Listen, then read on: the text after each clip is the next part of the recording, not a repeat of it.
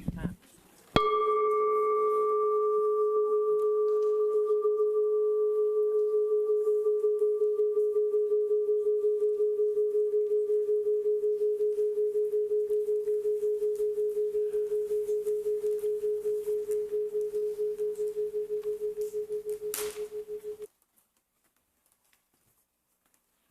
Good morning, and welcome to Fairfield Friends meeting on this cool, damp Indiana spring morning. Welcome to our Zoom participants, both our regular Fairfield folks and our friends that are joining us from West Newton. Welcome to our in-person folks. We're glad you're here this morning, both our regular Fairfield friends and our friends from West Newton, and anyone else who happens to be visiting this morning. First reminder is to please turn off your phones or put them in airplane mode. I forgot to do that as well, so that we have enough bandwidth for our folks who are on Zoom. And then I would like to share a poem this morning to get us started. This poem is by Danusia Lamaris. And in this time of division and otherness, this poem spoke to me. It is entitled Small Kindnesses. Small kindnesses. I've been thinking about the way when you walk down a crowded aisle, people pull in their legs to let you by. Or how strangers still say bless you when someone sneezes, a leftover from the bubonic plague. Don't die, they are saying. Or sometimes when you spill lemons from your grocery bag, someone else will help you pick them up. Mostly, we don't want to harm each other. We want to be handed our cup of coffee hot and say thank you to the person handing it, to smile at them, and for them to smile back. For the waitress to call us honey when she sets down the bowl of clam chowder, and for the driver of the red pickup truck to let us past. We have so little of each other now.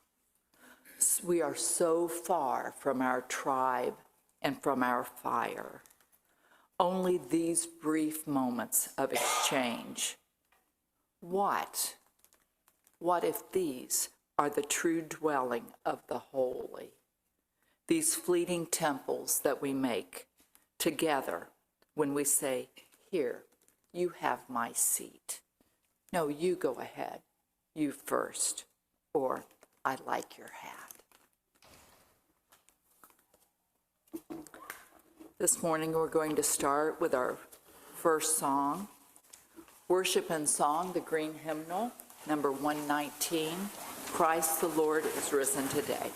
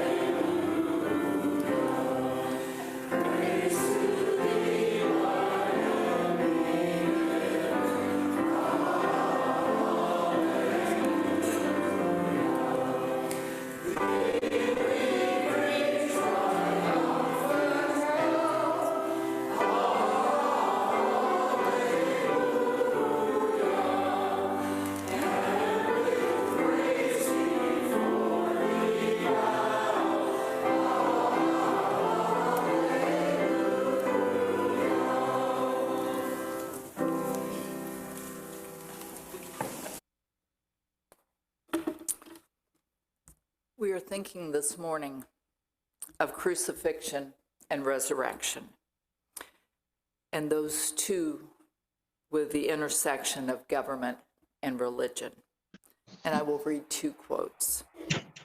The first, naturally, the common people don't want war, but after all, it is the leaders of the country who determine the policy. And it is always a simple matter to drag the people along, whether it is a democracy or a fascist dictatorship or a parliament or a communist dictatorship. Voice or no voice, the people can always be brought to the bidding of their leaders. And this is easy. All we have to do is tell them that they are being attacked and denounce the pacifist for lack of patriotism and exposing the country to danger. It works the same in every country. Does anyone have an idea of who that might be from? I didn't either. It's from Hermann Göring, the founder of the Gestapo and Adolf Hitler's right-hand man. It's pretty scary. And then on a much lighter note,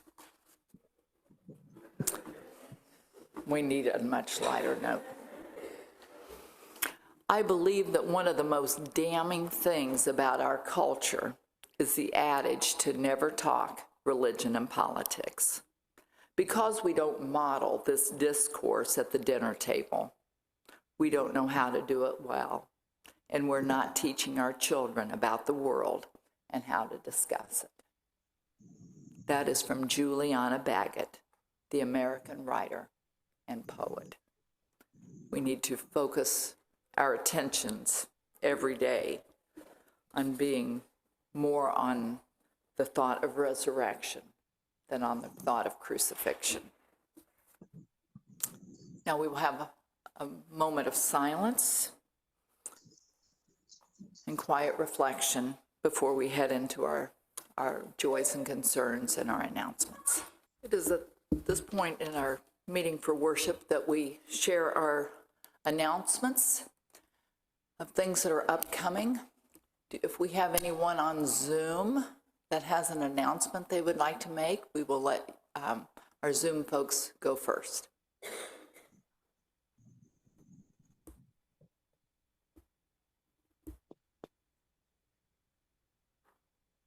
I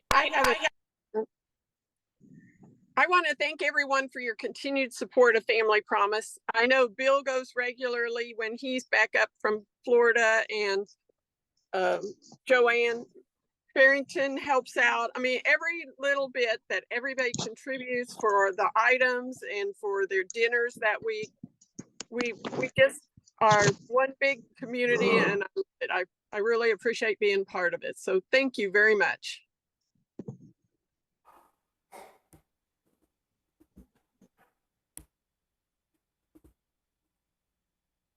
And for folks who aren't familiar, Family Promise is our homeless shelter here in Hendricks County. And Fairfield Friends Meeting has been supporting that effort since it began. We used to house the homeless in our additional rooms here and provide meals here. And with COVID, that came to an end, and they were in hotels then.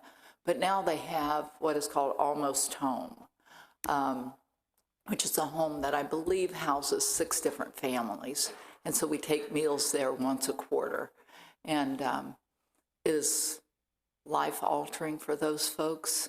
And it can be life-altering for us when we participate in that. So I would encourage you the next time that it's our week to provide meals, that you will consider doing that. Do we have any announcements here in person this morning? Anne? Ann Tarvid from Ministering Council. This is in response to the survey that evaluation, whatever you call it, that we did this spring, one of the requests was to know what all was going on. People complained they didn't know everything that was going on at Fairfield. Well, nobody knows everything that's going on at Fairfield. It's the nature of it. You can't keep up. But in your bulletin this week, you'll find an insert. We hardly ever put an insert in. If anybody is doing anything that is even remotely connected as a Fairfield thing, please fill it out. It says you can put it in the mailbox, which you can, but there's also, for a couple of weeks, a basket out on the front table. I've already larded it with the one for the Tai Chi group, so you know it's the right basket. Please fill it out and put it in there. And I'm not just talking about organized things like the book group, but a few years ago, we did a similar thing, and there were like a group of 4 or 5 people that went walking every Tuesday morning together, and there was a little knitting group, and I don't know if those are still going even or not. So anybody that does anything that largely involves Fairfield, formal or informal, that they'd like us to know about, please fill it out and put it in there, and we will get it on the calendar. We'll probably, if we have enough of them, we'll make up a little sheet of everything. So fill them out. We kept it simple. It's not hard.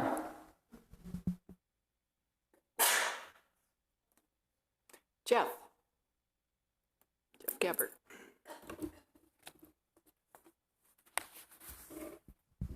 Hi, Jeff Gabbard, speaking for Anita while she's still away. Just a reminder that our spring hike is no longer going to be at DePaul, but we are taking part in a peace walk sponsored by, I think it's the Hoosiers Against Gun Violence. I sent out an email yesterday with all the details on that.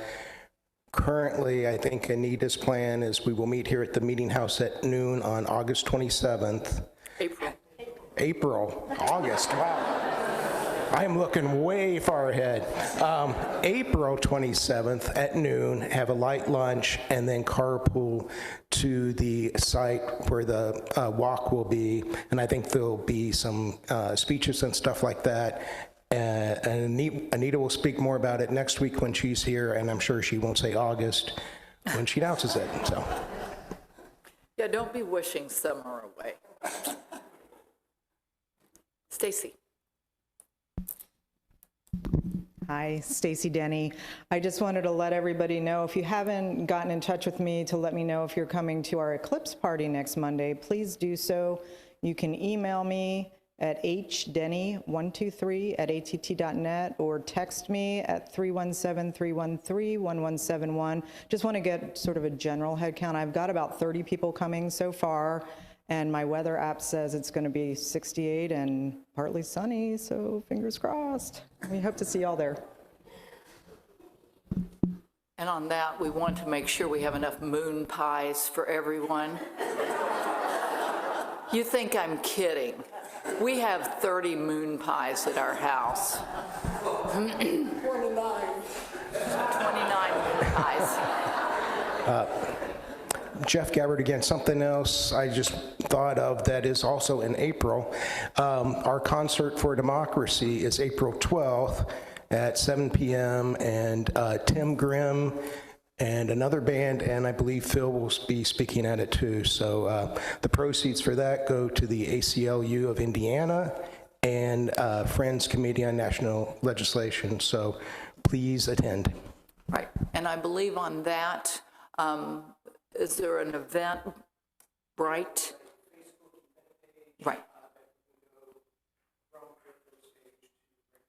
Right, so you don't pay ahead of time, but you do need to register so that we make sure we have enough.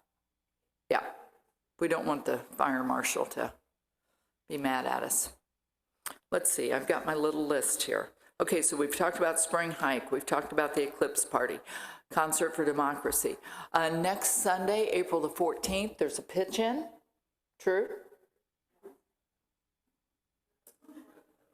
I thought? No, the 14th, 2 weeks, I'm pulling a Jeff. Right. It's Sunday after the concert. Right, okay, April the 14th, pitch-in, details forthcoming. Book club. If you want to be a part of our book club, Everyday Vitality is what we're discussing, and that starts next Sunday, so you can see me for details. And Anita Kamick would like for me to remind folks that next Saturday morning at 8:30, we are having a work day, an outdoor cleanup.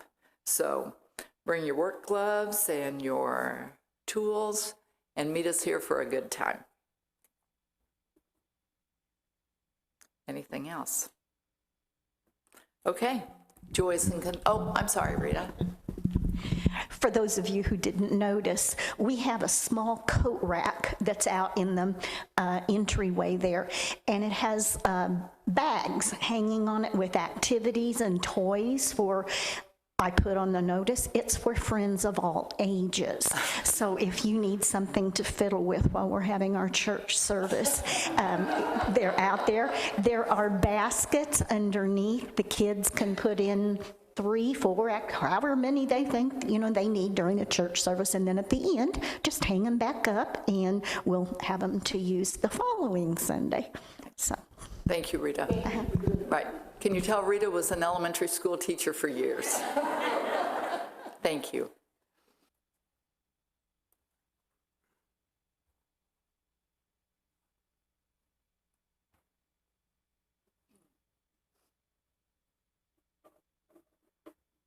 Let us pray.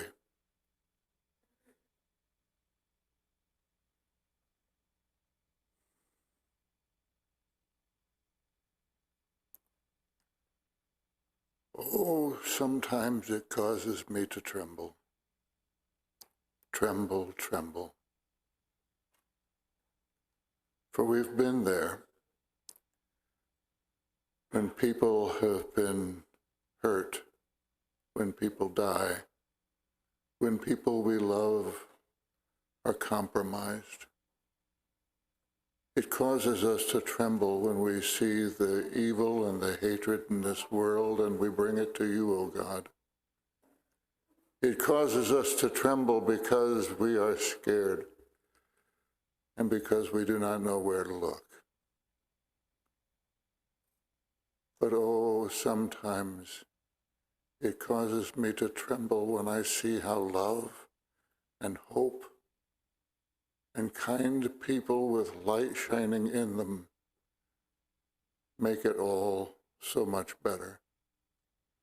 When the helpers come out and when the people who care smile and help us along the way. Oh, sometimes it causes me to tremble. Both ways. Amen.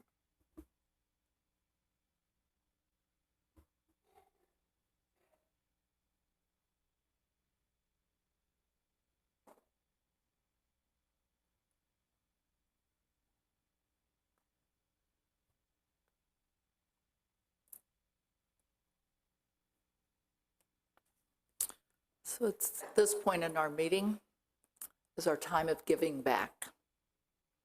Our community giving, when we gather food for those who are hungry, or we gather financial support for the meeting. And so if we could have some able-bodied individuals to carry the baskets. Wait a minute, I think this boy is sporting a tan. I would say he's been somewhere warm.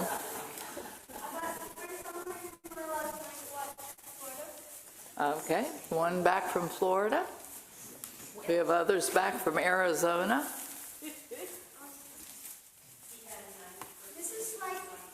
Okay, very good.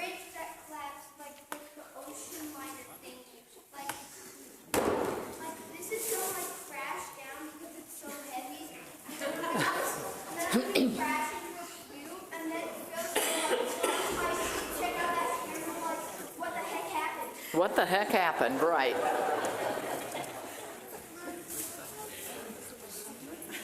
You know, that's the good thing about small children. You never know what you're going to get, but that's just fine. While we're gathering food, I would like to give a joy that I forgot. We had 19 folks yesterday that went to Link Observatory to see the daffodils.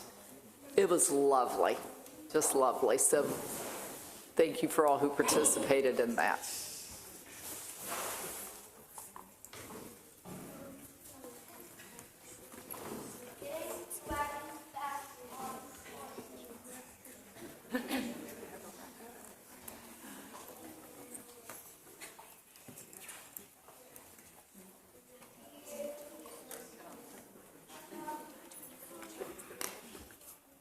Why don't I go help? I don't think he wants a remake of the bridge.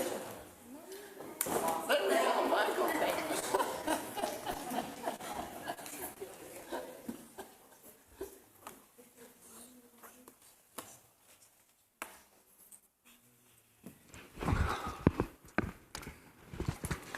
Michael, I think you're going to grow up to be an air traffic controller. Boy, you just whip that right in there and take that there. Oh, my gosh. Oh, what a week. What a week it has been. Good news this week if you've been putting off buying a Bible until the right one came along.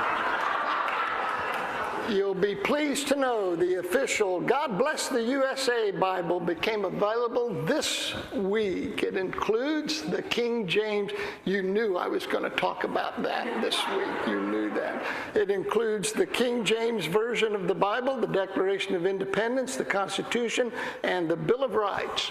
A fellow Quaker pastor, David Kinsey, said, now Christian nationalists can have in one book all the important documents they've never read. The whole shebang costs only $59.99, or you can go online and read all those things for free.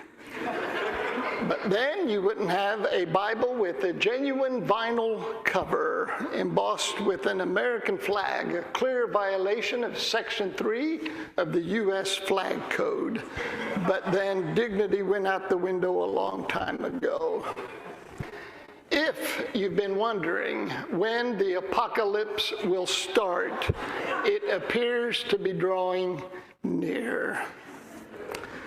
The timing of this release was no accident. What better time of the year to sell a Bible than during Holy Week? Though it is ironic that a Bible marrying religion and nationalism would be released the very week we meditate on the crucifixion, a needless tragedy brought to us by, drumroll please, religion and nationalism. So that's where we're at. I tell you, friends, when government and religion mate, a devil is born. So today, I don't want to talk about the miracle of resurrection, but rather the avoidance of crucifixion. Crucifixion always precedes resurrection. Once crucifixion is eliminated, there is no need for resurrection. If resurrection is needed, it is clear we have failed, and that our failure is too often born of our eagerness to commingle exclusive religion and abusive authority. Whenever religion and government sleep together, a culture of crucifixion is created. Whenever that happens, crucifixion is sure to follow. Now, we have been told and taught that Jesus was crucified to atone for our sins, to appease an angry God who would otherwise destroy us. This is sheer and utter nonsense, rooted in Greek mythology, inconsistent with the grace and character of God. God's anger has never been the problem. A culture of crucifixion was and is the problem. We know why Jesus was murdered, don't we? Jesus was murdered for the same reason Abraham Lincoln was murdered. For the same reason Martin Luther King Jr. was murdered. For the same reason Oscar Romero was murdered. For the exact same reason Indira Gandhi was murdered. All those people spoke unflinching truth to corrupted power, and so were silenced by tyranny and rage. Sometimes telling the truth will earn you applause, but far more often it earns one scorn and even death. More recently, had he not died in a Siberian prison, we could ask Alexei Navalny what it cost him to tell the unflinching truth about Vladimir Putin. After John Wilkes Booth killed Abraham Lincoln and was hiding in the Virginia countryside, he wrote in his journal that Lincoln had been the cause of all of America's problems. And then he said this, that God has made me the instrument of his punishment. There's nothing so wicked, so fraught with abuse, as when we create cultures of crucifixion, which invariably begin with the marriage of government, violence, and religion. The crucifixion and the resurrection were and remain revelations of our character. The crucifixion tells us that Caesar used his power to kill and destroy, and you and I all know people like Caesar. They conscript the popularity of religion and the power of government, using them to knock down others and build themselves up. They don't care who they hurt, who they malign, who they wound. They care only about their own power, their own prestige, their own position. If you cross them, if you question them, if you challenge them, watch out. They will use their power to destroy you. They are Caesars in the business of crucifixion. As Quakers, our calling in life is twofold: to not be a Caesar, and two, with every fiber of our moral being, to stand against Caesar. Now, if God were like Caesar, God would use divine power to kill and destroy Caesars. Some of the writers of the Bible believe God did just that. Indeed, prayed for God to do just that, to use divine power to destroy the Caesars of the world. And I understand why we want that sometimes and why we long for that to happen. I understand that very human desire for God to blot out human evil decisively and thoroughly. But I see no evidence that God does that for us. Rather, God calls us to live in the power of redemptive love until the Caesars of the world are transcended and transformed. Evil is rendered powerless not for us, but by us through the power of redemptive love. This is the great moral and spiritual teaching of Jesus Christ. Which brings us to the resurrection. Just as the crucifixion told us something about Caesar, the resurrection tells us something about God.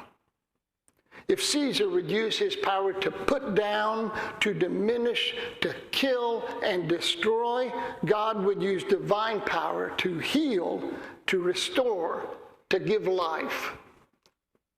The crucifixion told us everything we needed to know about Caesar's character. The resurrection tells us everything we need to know about God's character. So we are, as is true in every dimension of life, faced with a choice. Will we be children of Caesar or children of God? Will we use our power for evil or for good? To crucify or to resurrect?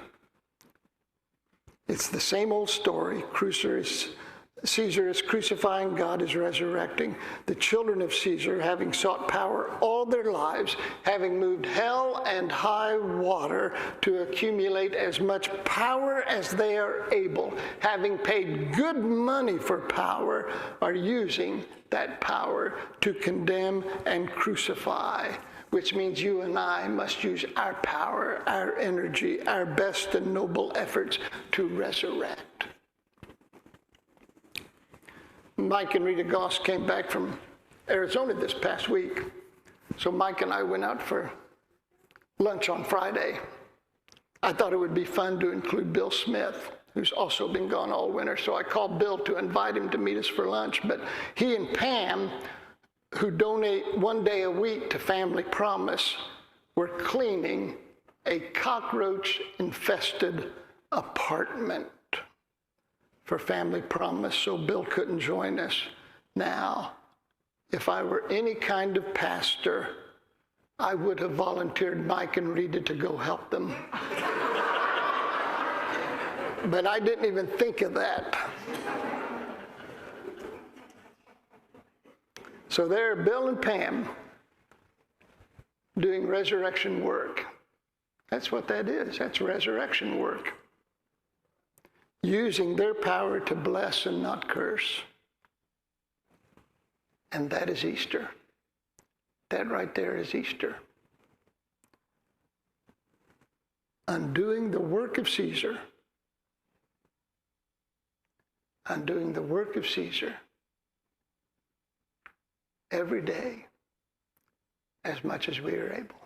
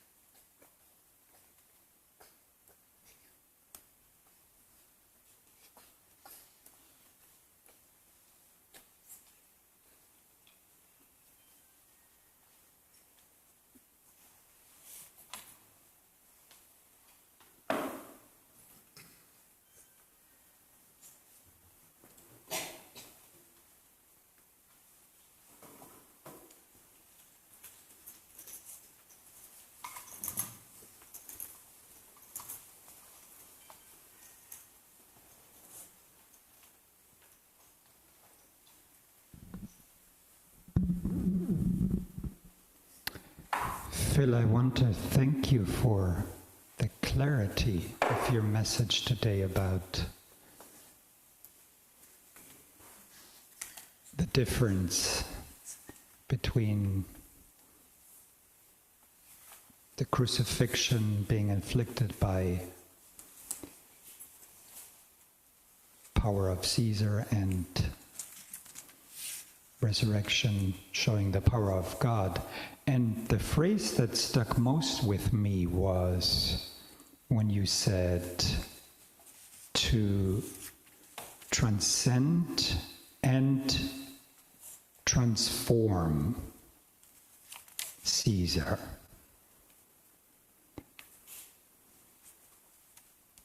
I find that so often in our culture, and I think many of us get roped into the idea of, oh, if we could just kill off Caesar.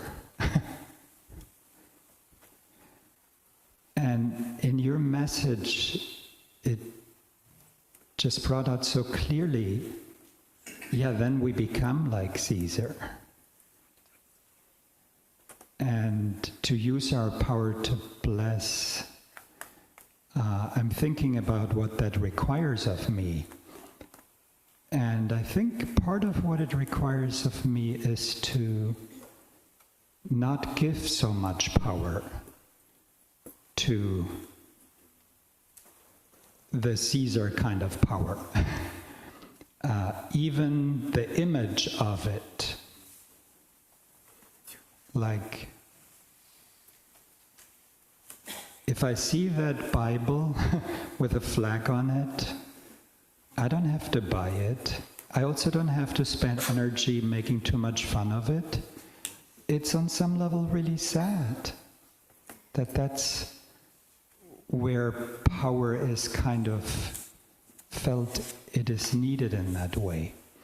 But I'm going to ponder of what that means for me to transcend and transform the Caesar in me and in my relationships with people that I may vehemently disagree with, but what blessing would mean for both of us. And so thank you for this inspirational message.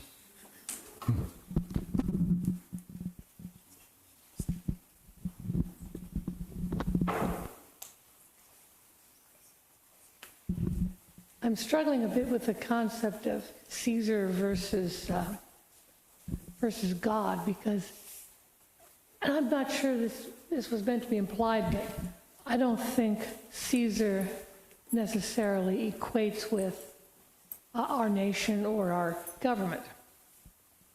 As one who spent most of my career working for the government, various stages and various levels, I appreciate what government can do. I appreciate my country. I love my country. And I love God, but for different reasons, and I don't confuse the two.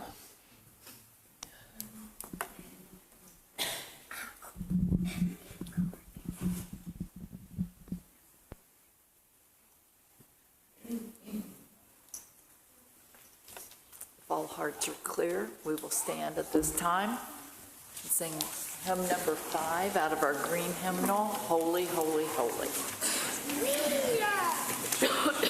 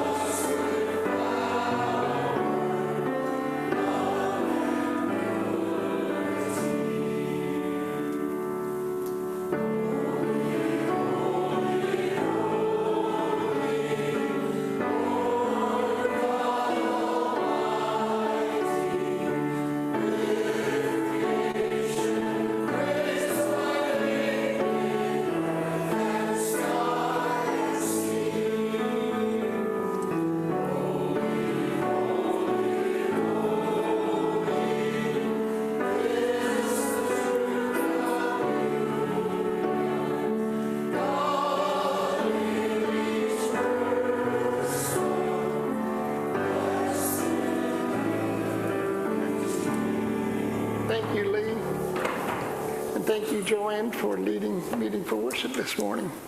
You know how when you wake up in the morning, the alarm clock is sounded, and you're lying there in your bed, and life just feels so good. And you begin to think, what do I have to do today? Add this question to your morning routine. Who will I be today? Who will I be today? Will I do the work of the Caesars of the world? Will I grab and amass for myself power and privilege? Or today will I do the work of resurrection? Will I bring life and goodness and creativity to all of my endeavors? What will I do today? That is our prayer. Turn and greet friends. We have lots of visitors today. Be sure to introduce yourself and welcome all.